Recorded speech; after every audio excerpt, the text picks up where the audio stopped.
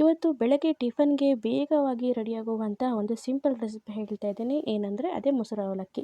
ತುಂಬ ಸಿಂಪಲ್ಲು ಹಾಗೂ ಬೇಗ ಕೂಡ ಆಗುತ್ತೆ. ನೋಡಿ ಇಲ್ಲಿ ನಾನು ಫಸ್ಟು ಅವಲಕ್ಕಿನ ಚೆನ್ನಾಗಿ ಆರಿಸಿದ್ದೀನಿ.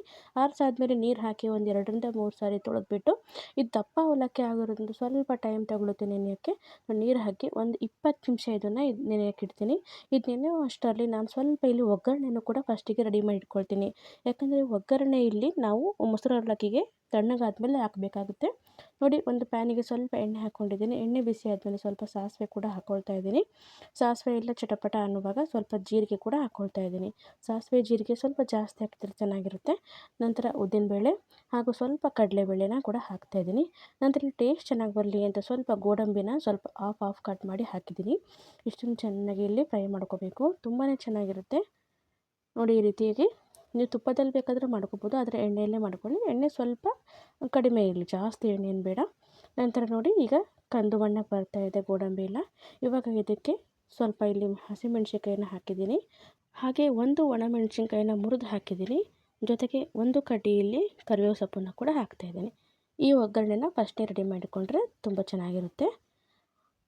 ಈ ಒಗ್ಗರಣೆ ಆಗಿ ಸ್ವಲ್ಪ ಹೊತ್ತಿಗೆ ಇಲ್ಲಿ ನಮಗೆ ಅವಲಕ್ಕಿ ಕೂಡ ಚೆನ್ನಾಗಿ ನೆಂದಿದೆ ನೋಡಿ, ಇಷ್ಟಾದರೆ ಸಾಕು. ಇಲ್ಲಿ ಬೇರೆ ಬೇರೆ ಅವಲಕ್ಕಿ ಸಿಗುತ್ತೆ, ನಿಮಗೆ ಯಾವ ಅವಲಕ್ಕಿ ಸಿಗ್ತಾ ಇಲ್ಲ ಅವಲಕ್ಕಿನ ನೀವು ಉಪಯೋಗಿಸ್ಕೋಬೋದು. ನಂತರ ನೀರನ್ನು ಚೆನ್ನಾಗಿ ಹಿಂಡಿ ಒಂದು ಬೌಲಿಗೆ ಹಾಕ್ಕೊಂಡಿದ್ದೀನಿ ನೋಡಿ. ನಿಮಗೆ ಈಗ ಗ್ಯಾಸಿನ ಪ್ರಾಬ್ಲಮ್ ಆಗಿರೋದ್ರಿಂದ ತುಂಬ ಜನಕ್ಕೆ ಈ ರೀತಿ ರೆಸಿಪಿಗಳನ್ನು ಒಂದು ಕಡಿಮೆ ಉರಿಯಲ್ಲಿ ನೀವು ಮಾಡ್ಕೋಬೋದು ನೋಡಿ. ನಂತರ ಅವಲಕ್ಕಿನ ಚೆನ್ನಾಗಿ ಹಿಂಡಾದಮೇಲೆ ಅದಕ್ಕೆ ಸ್ವಲ್ಪ ಉಪ್ಪನ್ನು ಕೂಡ ಹಾಕ್ತಾಯಿದ್ದೀನಿ. ಜೊತೆಗೆ ಸ್ವಲ್ಪನೇ ಮೊಸರನ್ನು ಇದಕ್ಕೆ ಹಾಕ್ತಾ ಮಿಕ್ಸ್ ಮಾಡ್ತಾ ಹೋಗ್ತಾಯಿದ್ದೀನಿ. ಇಲ್ಲಿ ಮೊಸರು ಒಂದೇ ಸರಿ ಹಾಕ್ಕೋಬೇಡಿ, ಸ್ವಲ್ಪ ನೋಡಿಬಿಟ್ಟು ಮಿಕ್ಸ್ ಮಾಡ್ಕೊಳ್ಳಿ. ನೋಡೋಕ್ಕೆ ಸೇಮ್ ನಮಗೆ ಒಂದು ಮೊಸರನ್ನ ತಿಂತಾ ಇದ್ದೀವೇನೋ ಆ ಫೀಲ್ ಬರುತ್ತೆ, ಅದೇ ರೀತಿಯಾಗಿ ಟೇಸ್ಟ್ ಇರುತ್ತೆ ಕೂಡ ನೋಡಿ. ಇಷ್ಟು ಹಾಕಾದ್ಮೇಲೆ ನಂತರದಲ್ಲಿ ಇನ್ನು ಸ್ವಲ್ಪ ನನಗೆ ಗಟ್ಟಿ ಅನ್ನಿಸ್ತು. ನಂತರ ಮತ್ತೆ ನಾನು ಇದಕ್ಕೆ ಮೊಸರು ಕೂಡ ನಾನು ಸೇರಿಸ್ತಾ ಹೋಗ್ತಿದ್ದೀನಿ. ಜೊತೆಗೆ ಇಲ್ಲಿ 2 ಚಮಚದಷ್ಟು ಹಾಲನ್ನು ಹಾಕಿದ್ದೀನಿ. ಕಾಯಿಸಿ ಆರಿಸಿದ ಹಾಲನ್ನು ಕೂಡ ಹಾಕಿದ್ದೀನಿ.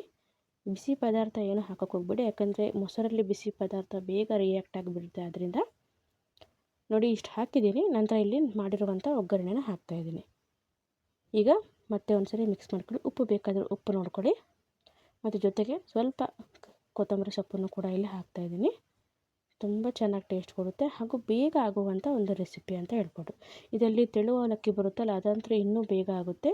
ಯಾಕಂದರೆ ಅವಲಕ್ಕಿ ನೆನೆಸೋ ಒಂದು ಪ್ರಮೇಯ ಜಾಸ್ತಿ ಇರೋದಿಲ್ಲ, ಬೇಗನೆ ಆಗಿಬಿಡುತ್ತೆ. ಇಲ್ಲಿ ನೋಡಿ ಒಗ್ಗರಣೆ ಎಲ್ಲ ಮಿಕ್ಸ್ ಆದಮೇಲೆ ನನಗೆ ಮತ್ತೆ ಸ್ವಲ್ಪ ಮೊಸರು ಬೇಕು ಅನ್ನಿಸ್ತು, ಅದರಿಂದ ಮತ್ತೆ ನಾನು ಸ್ವಲ್ಪ ಇದಕ್ಕೆ ಮೊಸರನ್ನು ಹಾಕ್ತಾಯಿದ್ದೀನಿ. ನೀವು ಮೊಸರು ಎಷ್ಟು ಹಾಕ್ತೀರೋ ಅಷ್ಟು ಚೆನ್ನಾಗಿ ಬರುತ್ತೆ ಮೊಸರು ಅವಲಕ್ಕಿ ನೋಡಿ. ಮತ್ತು ಸ್ವಲ್ಪ ಮೊಸರನ್ನು ಹಾಕಿದ್ದೀನಿ. ಈಗ ಮತ್ತೊಂದು ಸರಿ ಇದನ್ನು ಗರ ಅಂತ ಮಿಕ್ಸ್ ಮಾಡಿಬಿಟ್ರೆ ರುಚಿಯಾದಂತಹ ಬೆಳಗಿನ ಟಿಫನ್ಗೆ ಸಿಂಪಲ್ ಆದಂಥ ಮೊಸರು ಅವಲಕ್ಕಿ ರೆಡಿ. ಈ ರೀತಿ ನೀವು ಒಂದು ಬಿಸಿಲಿನ ಒಂದು ಅವಧಿಗೆ ಈ ರೀತಿ ಮಾಡ್ಕೊಂಡು ತಿನ್ಬೋದು. ಅಂದರೆ ತುಂಬ ಈಗ ಬಿಸಿಲಿದೆ ಅಲ್ವಾ, ಈ ರೀತಿಯಾಗಿ ಮೊಸರು ಅವಲಕ್ಕಿನ ಮಾಡ್ಕೊಂಡು ತಿಂದರೆ ಸ್ವಲ್ಪ ಚೆನ್ನಾಗಿ ಅನಿಸುತ್ತೆ ನೋಡಿ. ಈ ರೀತಿಯಾಗಿ ನೀವು ಕೂಡ ಮಾಡ್ಕೊಂಡು ತಿನ್ನಿ ಅಂತ ಹೇಳ್ತಾ ವಿಡಿಯೋ ನೋಡಿದ್ದಕ್ಕೆ ತುಂಬ ಹೃದಯದ ಧನ್ಯವಾದಗಳು. ಯಾರ್ಯಾರು ಸಬ್ಸ್ಕ್ರೈಬ್ ಮಾಡ್ಕೊಂಡ್ರೆ ಸಬ್ಸ್ಕ್ರೈಬ್ ಮಾಡ್ಕೊಳ್ಳಿ.